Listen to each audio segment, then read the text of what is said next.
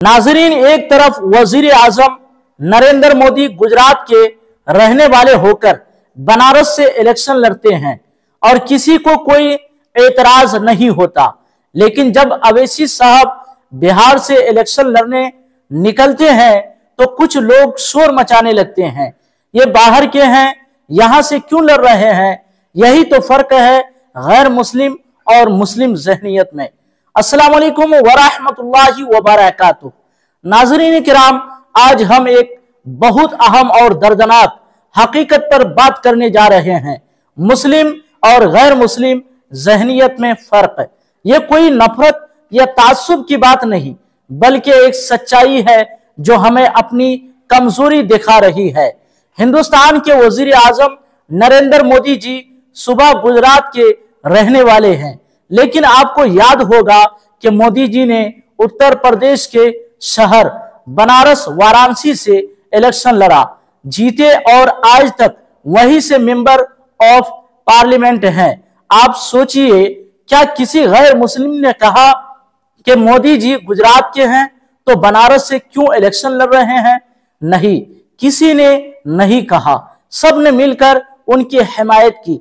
लेकिन जब बात मुसलमानों की आती है तो मंजर ही बदल जाता है। अगर अवैसी साहब या उनकी पार्टी AIMIM बिहार या यूपी में अपना उम्मीदवार खड़ा करे तो फौरन कुछ नाम निहाज सेकुलर मुसलमान बोल उठते हैं, ये तो बाहर के हैं, ये वोट काटने आए हैं।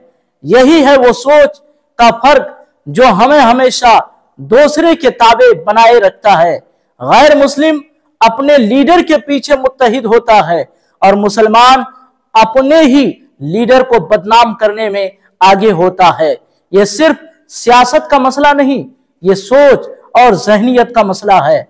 हम इत्तेहाद के बजाय तक़सीम में खुश रहने लगे हैं। जब तक ये नापुख्ता सियासी सोच खत्म नहीं होगी, तब तक हम सियासी मैदान में कभी मजबूत नहीं हो सकेंगे। दूसरी कौमें अपनी क़यादत के पीछे एक दीवार बनकर खड़ी होती हैं और हम अपने ही लीडरों के खिलाफ सफ आरा हो जाते हैं। यही वजह है कि आज भी मुसलमान सियासी तौर पर कमजोर हैं। याद रखिए, सियासी शऊर का मतलब सिर्फ वोट डालना नहीं, बल्कि यह समझना है कि कौन आपकी नुमाइंदगी के काबिल है। ऐ हिंदुस्तान के मुसलमानों, तुम्हारी बका इसी में है कि तुम एक हो जाओ, अपने इख्तलाफात भूल जाओ और हर उस आवाज का साथ दो जो तुम्हारे हक के लिए उठ रही है। वरना शायर का ये शेर तुम्हारे लिए ही है, न संभलोगे तो मिट जाओगे ऐ हिंदी मुसलमानों। तुम्हारी दास्ता तक भी न होगी दास्तानों में।